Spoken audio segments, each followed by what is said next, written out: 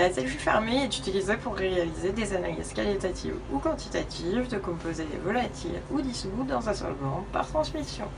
L'analyse quantitative est possible car la longueur du trajet optique petit l, qui figure dans la loi de Pierre-Lambert, est fixée par une intercalaire qui sépare les deux fenêtres en assurant son étanchéité. L'introduction se fait à l'aide d'une seringue. La cellule est remplie une première fois avec l'échantillon à prélever pour la rincer. Le remplissage se fait lentement. On va devoir voir le liquide s'écouler et en sortie de l'orifice. À ce moment-là, on va purger la cellule en faisant rentrer de l'air dans notre seringue et en n'oubliant pas de récupérer le liquide émergent avec le papier absorbant.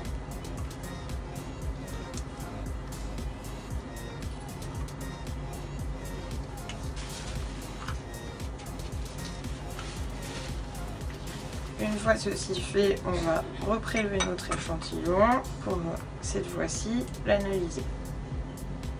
Donc même chose, on attend, tac, sauf que cette fois-ci on met les bouchons pour éviter que le liquide ne s'écoule une fois qu'on redressera la cellule.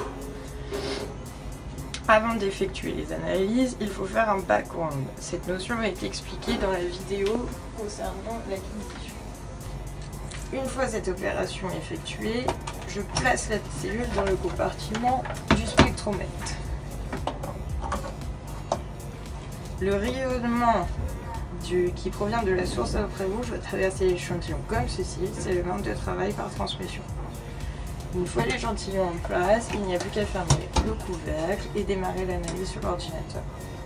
Lorsque l'analyse est terminée, je retire la cellule du compartiment et je vais procéder à son nettoyage.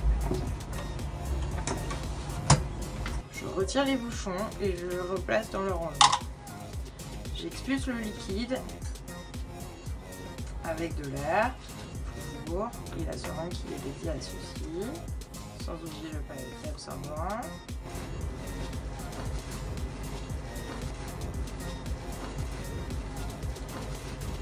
Une fois ceci fait, j'introduis de l'acétone de la même manière.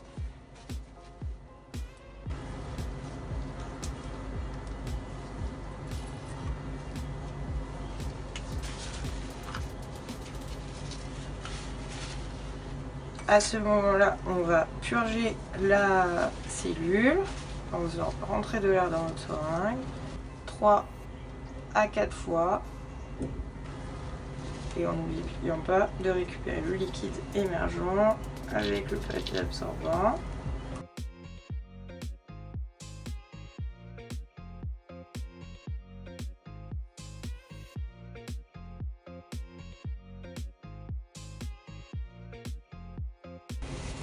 Enfin, je vérifie la cellule en traçant son spectre avant de la stocker dans le dessiccateur.